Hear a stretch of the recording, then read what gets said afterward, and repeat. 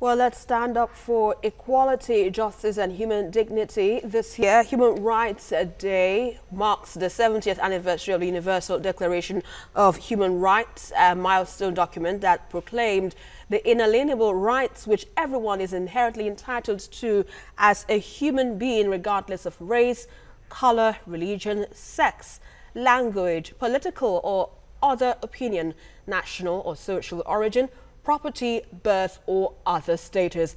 Nigeria also joined the rest of the world to mark the day, and joining us from our Abuja studio to discuss this year's Human Rights Day is a researcher, Human Rights Watch, Anyeti Ewang.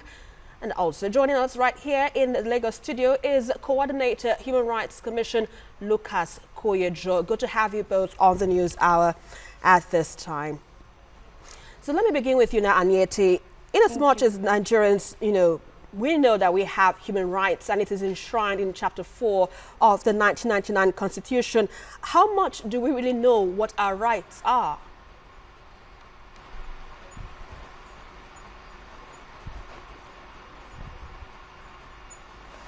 I think every Nigerian understands that we have human rights enshrined in our 1999 Constitution.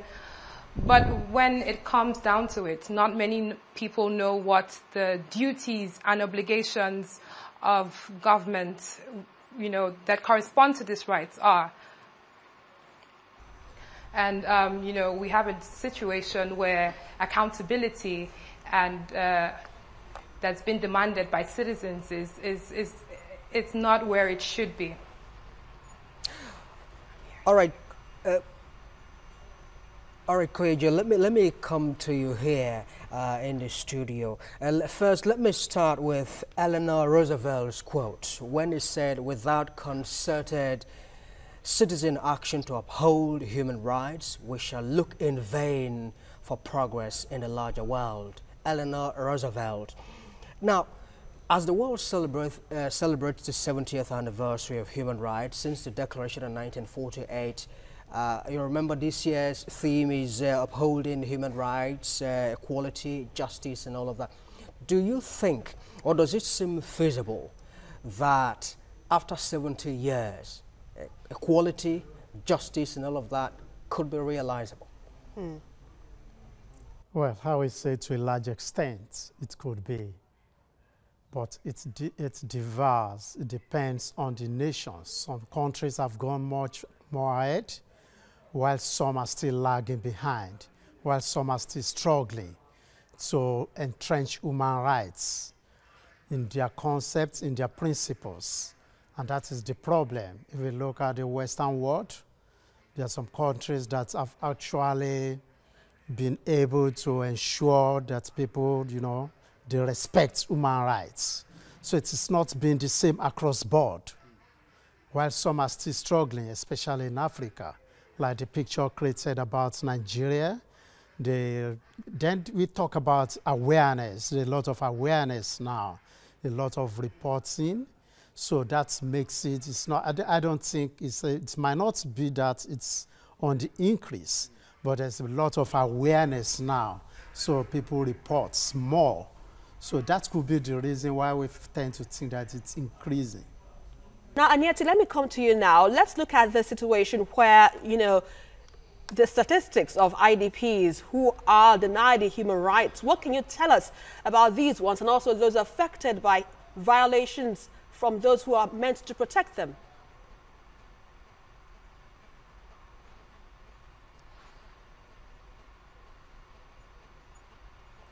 The situation with internally displaced people in Nigeria is really unfortunate. It's obviously as a result of many crises that we have ongoing in different pockets of the country.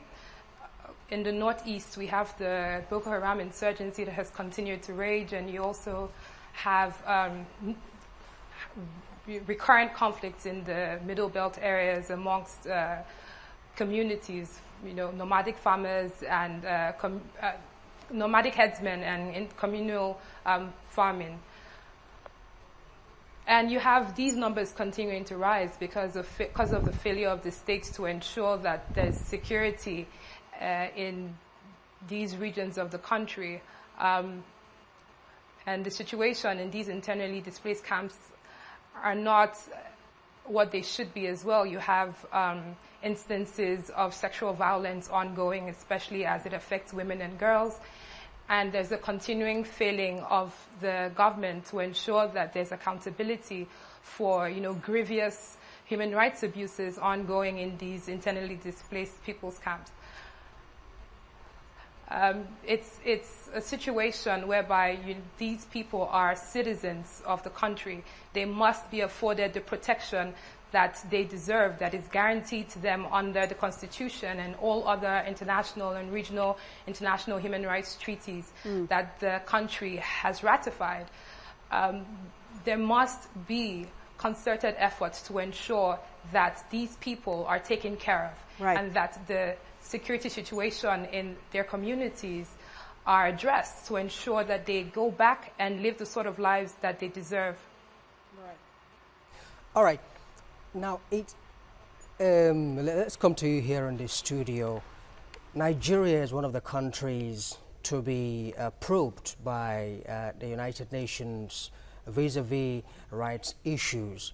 We have the issue of, quite a number of issues raised by the United Nations, lack of obedience to court orders, and all of that. We have the issue of ex-Zakzaki, whom court has asked to be released, but is still there. Detention. And then we also have instances of brutality by the police. But what I want to ask is, let's look at the role of the press as well, vis-a-vis what happened in Abuja sometime last week, where a woman voluntarily, on her own volition, got to DSS office and then eventually what many condemned as abuse of her own right. The press, focusing on her while she wanted to keep herself veiled, but the press eventually focused on her, and then how do you look at instances like that? Right. Is there a sense in which the press is also culpable? Well, I believe the press must have been invited. The press will not just be in the DSS office. I believe they were invited by DSS to cover it. Now, human rights all over the world frown on trial by the press, trial by the public, because they are sequence, they are process through which if somebody is a suspect, you must go through investigation and trial. Now, parading suspects through the press, parading suspect is something that is not acceptable, actually. It's an abnormality that is being practiced. So, but when such cases happen, Lucas, what is the next line of action? Who sues who? What's the next line of action in that regard? Well, the person that feels aggrieved might sue. It depends, especially if at the end of the day, it's found out that she's actually innocent, because it's the court that can pronounce you guilty. You are presumed guilty until the judge says you are guilty and sentence you. So if by now you are being tried by the DSS or police or whoever is doing the parading, then that is not, because you are taking upon yourself the duty of the court to conduct trial. It's the court that is supposed to conduct trial of any suspects, of any offense that you might have conducted. So sorry for Ikechi, but what's the next, what should be the ideal way in handling suspects? If, for instance, now, we have cases where police parade suspects and they say, okay, they caught this person to be, he's a criminal and all of that. What is the ideal process for parading suspects? Is it that the media shouldn't take up such stories, or there should be a kind of unveiling of these ones whenever they are being paraded before newsmen to be taken up for news items? Yeah, if there's need to parade suspects at all, then their faces need to be covered. And there is no need for the press to go to them and be interviewing them, because this is a matter that they are just suspects. They have not been proven guilty. Right. So you cannot say, you cannot say categorically that they are guilty of the offense right there. They might have their own story to tell. So in that case, If you say that you want to parade any suspects at all, to know that, okay, you are walking, you need to cover their faces. You need to block the visage. Mm. Oh, let's now bring in Anyete Ewang in Abuja. Of course, well, quite a number of countries have been listed: Burma, Equatorial Guinea, Eritrea, North Korea, Libya, Sudan, Nigeria is also part of the countries. We have some of these statistics. Can you give us some of them, and what you think can be done so that we move away from human rights abuses to realize the theme, for instance, of this year, upholding human rights, justice, equality?